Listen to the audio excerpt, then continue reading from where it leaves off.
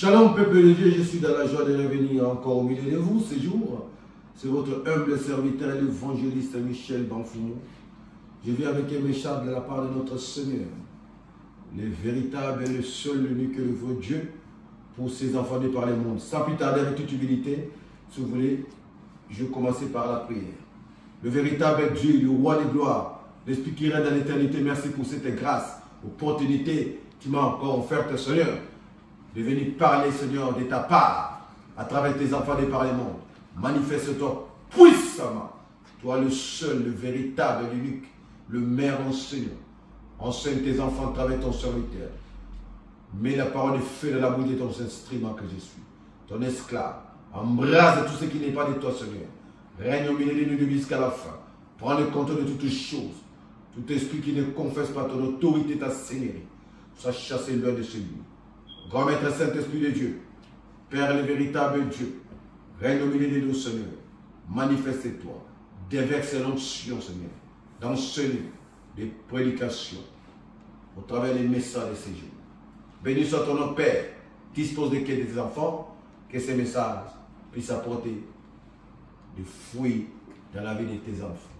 Je suis prié, au nom du roi, le puissant ressuscité, Christ, le Seigneur du Seigneur. Amen. Maintenant, nous allons lire rapidement la parole du Seigneur. Nous aurons des versets à parcourir. Philippiens chapitre 2. Philippiens chapitre 2, versets 6 à 9. Épître de Paul aux Philippiens.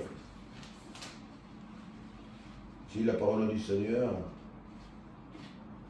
Lui qui est des conditions divines n'a pas revendiqué son droit d'être traité comme l'égal de Dieu. Mais il s'est dépouillé, prenant la condition d'esclave, devenant semblable aux hommes et reconnu à son aspect comme un homme. Je continue, Jean chapitre 3, versets 16 à 17. Un verset qu'on le connaît tous. Jean chapitre 3, verset 16 à 17. Car Dieu a tant aimé le monde qu'il a donné son Fils unique, engendré, afin que quiconque croit en lui ne se perde pas, mais ait la vie éternelle. Car Dieu n'a pas envoyé le Fils dans le monde pour juger le monde, mais pour que le monde soit sauvé par son entreprise, par son entremise. Amen. Je répète, car Dieu a tant aimé le monde, il a donné son Fils unique, engendré, afin que quiconque croit en lui ne se perde pas, mais ait la vie éternelle. Car Dieu n'a pas envoyé son Fils dans le monde pour juger le monde, mais pour que le monde soit sauvé par lui. Parole du Seigneur. Bien aimé, il y a beaucoup d'adages dans la Bible qui nous parlent du bonheur qu'il y a quand on donne. Mais celui qui a beaucoup tiré mon attention est le verset 35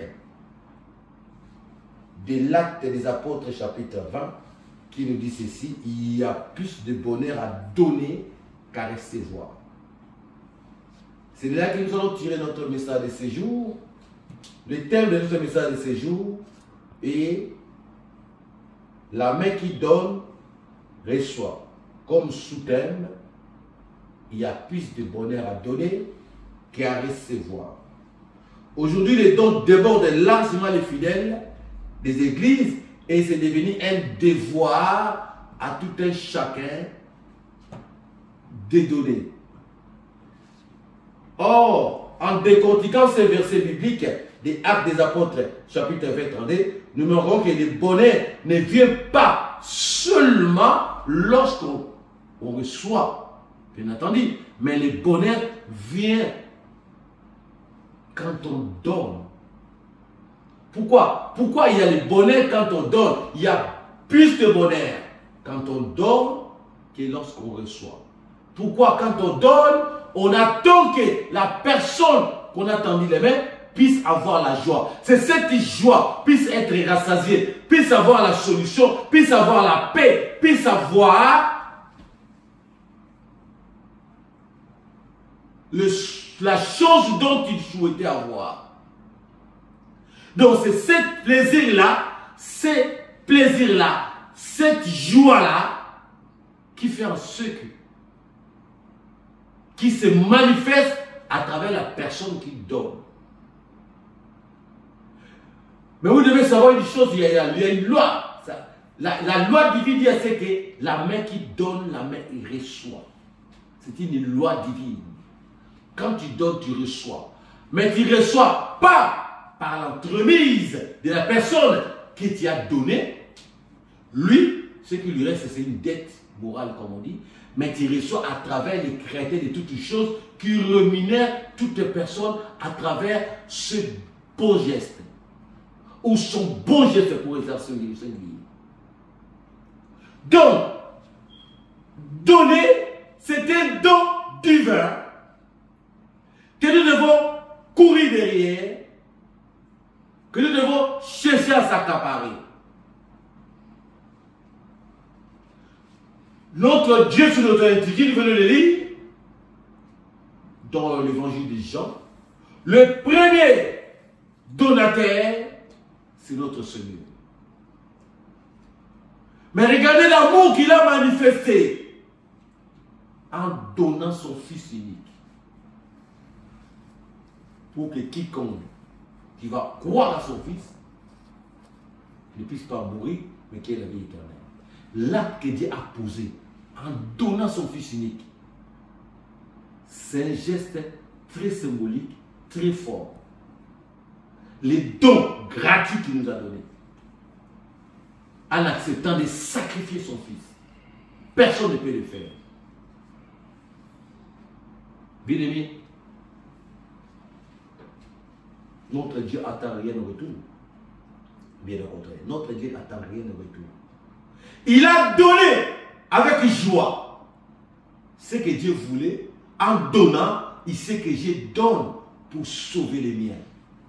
J'ai donné pour sauver ma ressemblance. Je donne pour sauver mon image. Parce que mon image était prisonnée quelque part. Parce que mon image était dans la souffrance. Parce que mon image était limitée. À cause de son péché. Et le Seigneur nous a montré l'exemple à suivre. Qu'est-ce que vous pensez que Dieu peut attendre de nous? La joie que Dieu avait, Dieu a eu beaucoup de joie, bonheur en donnant ce Fils. Pourquoi quand on donne, on a de joie, on a plus de bonheur? Parce que quand on donne, on sait pertinemment bien que la chose qu'on donne va donner la solution, ou la paix va apaiser, apporter la solution à la personne qu'on donne. Alors je vais encore aller plus loin pour dire, comme autrefois l'apôtre Paul, vous savez, l'apôtre Paul a rarement parlé du ministère de Christ, mais il a focalisé et fondé sa foi sur la croix et la résurrection du Seigneur. Lui-même, qui a travaillé dur pour être au service des autres. Il a travaillé pour se rendre utile aux autres. Le Créateur, regardez l'exemple de notre Dieu, Père éternel. Il a travaillé 6 jours pour créer, 5 jours pour créer la création et le 6e jour pour créer l'homme. Donc il s'est mis au travail pour servir. Nous, c'est sa ressemblance ou son image que nous sommes. Mais il ne s'est pas arrêté là. Il a continué encore pour sauver celui qu'il a créé. Parce qu'il a vu que son image était dans le chaos. Son image était dans la prison. Son image était devenue esclave. Or, Dieu ne nous a pas créés pour être esclaves d'une créature. aucun être humain, aucune créature doivent être esclaves de l'autre créature. Dieu a créé les êtres humains égaux ou égaux pour que nous puissions quoi? Avoir les partages, pour qu'il y ait une diversité, pour que nous puissions partager, c'est compléter. C'est-à-dire, en créant plusieurs dons, il a donné à tout un chacun des dons. Il a donné à tout un chacun des dons, des talents, pour qu'on puisse se compléter. Et c'est ce que l'homme n'a pas compris. Dieu nous a créés pour développer, croître ce qu'il avait déjà mis dans le monde. Donc Dieu a créé, a fondé les bases. C'était à l'homme de continuer, d'exceller en avant, d'aller de succès en succès, de réussite à réussite, et non d'échec, et non de retard. Les malins, voyant d'un mauvais œil comme il a toujours eu, le bonheur, la richesse, l'héritage que Dieu a donné à l'homme, il a déjoué, a voulu couper ces bonheurs-là, le plan de Dieu dans la vie de l'être de l'homme. Or, nous avons bien compris que le péché nous limite et nous rend dépendants de celui qu'on appelle péché au départ, Satan le diable, notre ennemi. En passant, c'est pourquoi je vais ouvrir une parenthèse, bien aimé, ton ennemi, ce n'est pas ton semblable. Parce que ton semblable est l'image. Quand tu vois ton semblable, tu vois la ressemblance de Dieu. Quand tu vois ton semblable, tu vois l'image de Dieu. Ton ennemi, c'est le diable. Ton ennemi ne peut en aucun cas être ton semblable. Parce que ton semblable te ressemble. Ton semblable est la ressemblance et l'image parfaite de Dieu. Donc, ton ennemi, qui n'a qu'un seul ennemi, adversaire, deux ennemis, et adversaire. Le premier c'est le diable et le deuxième ce sont ces démons. Qui sont nos ennemis et nos adversaires.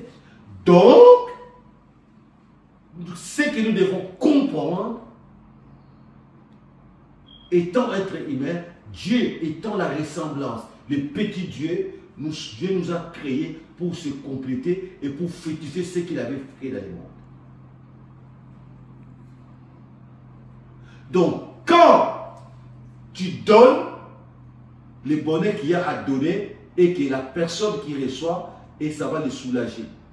Et mais la personne, quand tu donnes, on dit la main qui donne est au-dessus de la main qui reçoit. Pourquoi? La main qui donne est toujours bénie. La main qui donne est toujours bénite. Et ses mains ne sèchent jamais.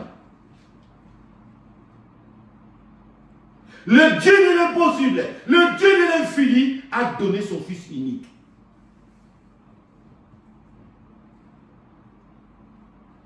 Mais il n'attend rien au retour. Ce que Dieu attend de nous, c'est quoi? Que nous puissions demeurer dans l'obéissance. Ce que Dieu attend de nous, que nous puissions demeurer dans la fidélité. Ce que Dieu attend de nous, que nous puissions demeurer dans la soumission. Qu'est-ce que nous pouvons dire à nous? Le Seigneur nous dit, dans Job, sur les livres de Job, chapitre 41, 16, ceci, Dieu n'est débiteur de personne. Notre Dieu n'est débiteur de personne. Car tout ce qui est afferme, le ciel et la terre lui appartient. Mais il s'est dépouillé, il a préféré donner son Fils unique pour sauver. Pourquoi? Parce que c'est son image. Pourquoi? Parce que nous sommes son image. Pourquoi? Parce que nous sommes sa ressemblance. Vous savez, c'est comment on appelle cet thème-là, donner, ces gestes-là, le don, chacun peut les définir, chacun peut l'interpréter de sa façon. Mais le bonheur qu'il y a quand on donne, il faut donner avec la joie. On ne donne pas seulement des choses matérielles. On peut donner la joie. On peut donner la gentillesse, sa gentillesse. On peut donner son amour à travers son semblable. On peut donner le sourire. Le bonheur ou l'acte de donner ne doit pas seulement se focaliser à l'argent. Beaucoup de gens se focalisent l'acte de donner ou le don aux choses matérielles, telles que l'argent. Mais ce que Dieu a donné, c'est plus que l'argent. La vie vaut mieux que le matériel. La vie, on ne peut pas comparer la vie à aucune richesse que Dieu a créée. Mais Dieu a donné la vie de son Fils pour nous sauver. Et qu'est-ce que tu donnes en retour à toi? La question que nous devons poser au frère et ma soeur est de savoir qu'est-ce que tu donnes à ton Dieu en retour? Qu'est-ce que tu donnes à ton semblable en retour? Parce que nous sommes tous débitaires du Seigneur. Parce que quand tu donnes, la personne qui reçoit est devenue comme un débiteur. Il a une dette morale à l'égard de celui qui l'a donné. Alors Dieu a donné son Fils unique pour que nous puissions, nous soyons tous sauvés. Nous sommes tous sauvés à cause du sacrifice de Dieu. Alors, nous sommes tous débitaires de notre Seigneur. Comment penses-tu payer cette dette morale que nous avons à l'égard de Dieu? Mon frère, ma soeur, il faut se focaliser, réfléchir, rester calme. Parce que Dieu a tant aimé le monde. Il a donné son Fils unique. Pourquoi il a donné son Fils unique? Vous voyez la joie de Dieu? La joie de Dieu maintenant est fondée. Pourquoi? Pour que à quiconque croit à lui ne peut pas qu'il ait la vie éternelle. Pour nous sauver. C'est là le bonheur que Dieu, le bonheur qu'il a donné. Alors comment penses-tu, comment réfléchis-tu à payer cette dette que nous avons à l'égard de notre Dieu, morale? Dieu ne t'oblige à rien. Mais ta conscience doit savoir que si je suis en vie, si je suis en paix, à moins que tu préfères toi-même continuer dans la dépendance de l'ennemi. Comment une personne peut être dans la dépendance quand il marche dans la désobéissance, quand il marche dans la vie de péché? C'est-à-dire il demeure esclave de la personne à qui il obéit, c'est-à-dire le diable. Tu dépends, tu deviens dépendant du diable et indépendant de ton Créateur. Or, ce qui ne devait pas être ainsi. Or, ce que tu dois faire le contraire. Être indépendant du diable parce qu'il y a une créature comme toi. Je venais de dire tantôt, quand je l'ai dit tantôt, et qu'aucune créature ne peut être au-dessus de l'autre. Dieu nous a tous créés, nous sommes l'image et la ressemblance de Dieu. Nous sommes au-dessus des anges. C'est là qu'on sous-entend que nous sommes au-dessus des animaux. Nous sommes au-dessus des anges. Nous sommes au-dessus des démons parce qu'ils étaient des anges. Ce sont des anges dessus. Nous sommes au-dessus de Satan, le diable, parce que c'était un ange. Donc, même nous, la ressemblance, qui sommes l'image et la ressemblance de notre Dieu, nous ne pouvons pas prendre de notre semblable comme esclave. Parce que Dieu nous a créés tous égaux. Avec divers dons. Il a déversé ses dons à tout un chacun. Maintenant, à cause de la curiosité, à cause du manque d'écoute, de l'imprudence, l'homme a failli tout perdre. Donc si Dieu n'avait pas donné son Fils unique, on allait tout perdre. Parce que quand on parle du jardin, nous devons comprendre une chose, il y a deux volets. Il y a l'aspect ou des aspects. L'aspect spirituel, c'est-à-dire ta vie, ton cœur, et l'aspect physique qui est les jardins, qui étaient les mondes. Que Dieu avait donné à Adam. Donc, une fois que tu es distrait, une fois que tu marches dans la désobéissance, c'est-à-dire que tu ouvres les portes de ta vie à l'ennemi de venir contrôler ta vie. C'est ce qui s'est passé dans les jardins. Le maître des jardins, le maître de ta vie, ça ne sera plus Dieu, ni toi, mais c'est-à-dire ça sera, tu donnes la porte, le pouvoir à l'ennemi de faire ce qu'il veut. Et il va dire que ce corps-là m'appartient, m'a été donné, comme il avait répondu au Seigneur, insensé qu'il est. Ce monde-là, ce monde que vous voyez m'appartient, m'a été donné. Par qui? Personne ne l'a donné. Je l'ai volé, je l'ai arraché entre les mains d'Adam parce qu'il a désobéi. C'est ce qu'il devait dire. Amen. C'est ce que l'ennemi aurait pu dire. Donc, les jardins qui symbolisent le monde a été donné à Adam. Dieu l'a donné pour fructifier. Si nous retournons à la Genèse, remplissez le monde, soyez féconds, multipliez, assujettissez, dominez le monde. En aucun cas, nulle part dans la Bible, c'est marqué Dieu, parce qu'il faut commencer toujours, dans toute chose, nous devons commencer au début. C'est au commencement que commence toute chose. Si nous voulons bien comprendre la vie, comprendre la continuité, comprendre le mystère de Dieu, nous devons toujours retourner, commencer par les commencements. Pourquoi j'aime toujours commencer par les commencements? C'est là que nous aurions l'ouverture, c'est là que nous devons comprendre des choses. La vision du monde et de la création et des attributs de notre Dieu. Dieu a donné le monde à Adam. Dieu a donné le monde à son image, à sa ressemblance. De gérer, de diriger, de commander. Mais l'homme, à cause de son inattention, à cause de sa désobéissance, Adam a ouvert la porte et l'ennemi est rentré. Et il a pris possession. Au lieu que ce soit Adam le chef, le garant, le patron, mais c'était devenu maintenant le diable qui était devenu le patron. Il s'est accaparé, il a volé l'autorité à Adam. C'est pourquoi, pour récupérer cette autorité, il a fallu que... Et il avait emprisonné l'homme. Il a fallu que Dieu pose un acte au-delà de ça, de l'acte que Adam avait posé. Les sacrifices de son fils.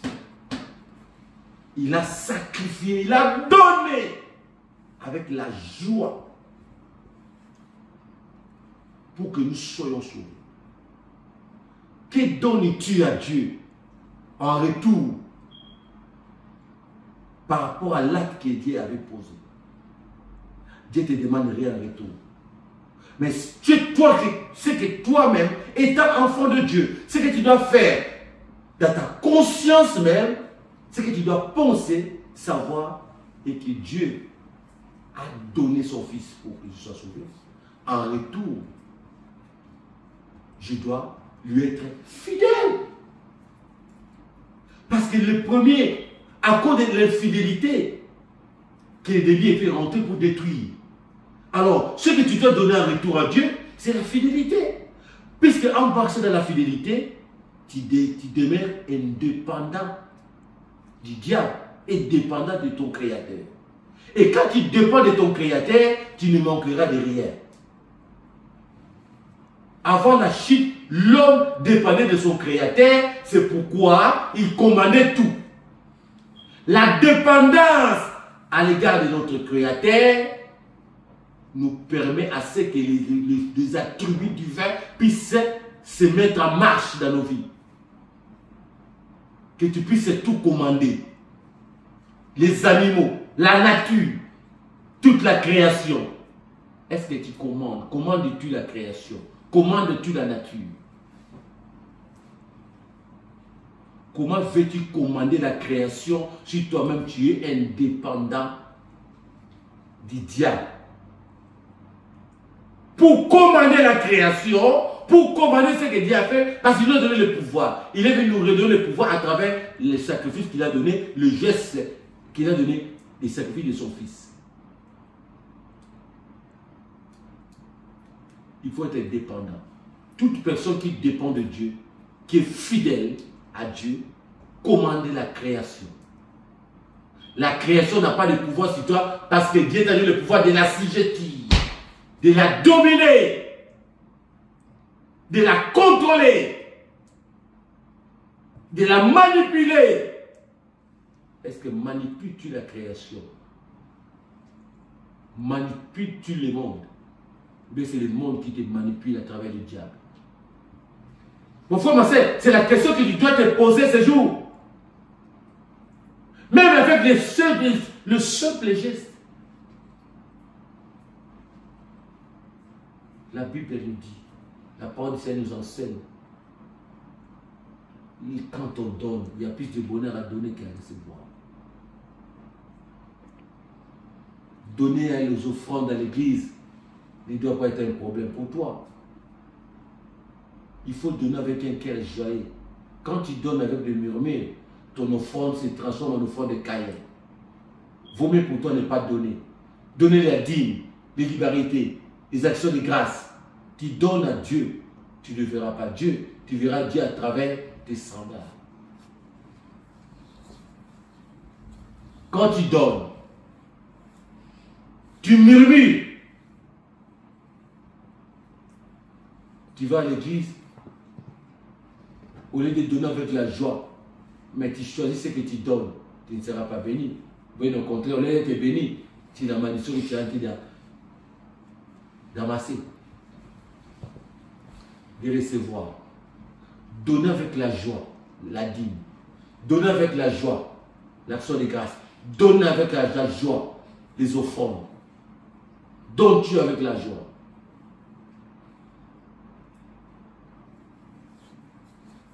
Donne ton cœur à Dieu.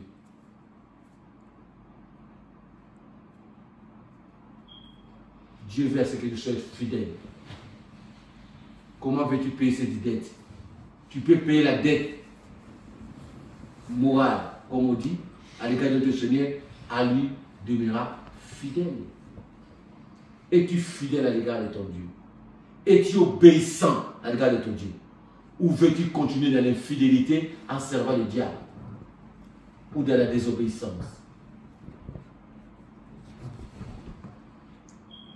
La désobéissance te rend dépendant du diable. La désobéissance te rendra esclave du diable. Tandis que l'obéissance te rend indépendant du diable, dépendant de ton créateur. Et il va te donner le pouvoir de tout gérer, de tout commander. Donner avec la joie. Donner avec la joie. Mon frère, ma soeur, tu vois un pauvre dans la rue qui t'étend la main, ne passe pas. Ne choisis pas les centimes des pièces qui n'ont pas de valeur pour donner. Mais quand tu donnes, il faut donner avec la joie. Alors pourquoi avec la joie? Parce qu'il y a le bonheur en donnant. Tu vas recevoir. Et celui qui ne reste avec la dette des personnes, c'est notre Dieu. Il te rendra au centime. C'est pourquoi la parole se dit, quand tu donnes avec la main gauche, droite, la main gauche, tu ne dois pas savoir. En d'autres termes, quand tu donnes, donne en secret. Ne va pas publier que tout le monde voit que tu fais des dons. Tu vois un clochard qui manque de quoi se vêtir, de quoi manger. Donne avec la joie. Quand tu donnes dans tes pensées, tu sais que Seigneur, le pain que je lui donne, puisse l'aider à manger même ce jour. Et cet acte-là, notre Dieu qui bénit, qui voit dans les secrets, bénit dans les secrets, de la même manière, il a dit, les derniers jours, il va juger les secrets, les pensées secrets, les actes secrets des hommes. Qu'est-ce que tu as comme don, mon frère, ma soeur? Est-ce que tu es un homme qui donne? ou bien qui est un homme est égoïste. Celui qui donne, l'âme qui donne est bénie. Mais toi qui ne veux pas donner, tu murmures même la nourriture, les gens viennent te dire tu ne veux pas donner. Tu caches ta nourriture. Tu as du mal à donner. Mais celui qui ne donne pas s'appauvrit. Tu veux toujours amasser, mais pour donner, tu es prêt à tuer les gens pour l'argent. Tu caches la nourriture. Tu ne veux pas partager. Mais il faut partager.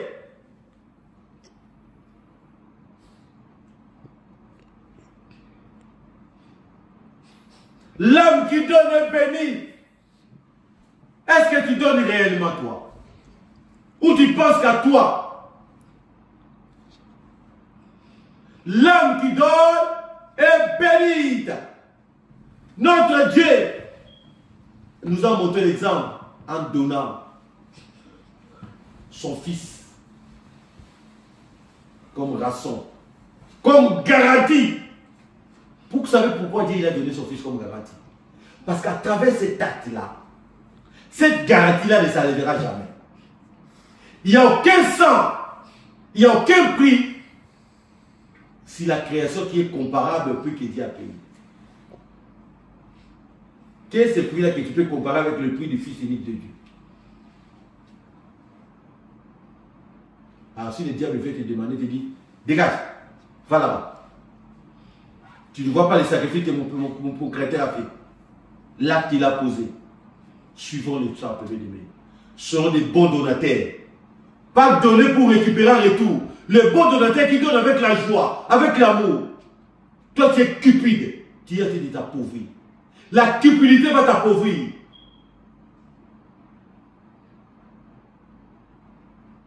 Tu es radin, tu ne partages pas.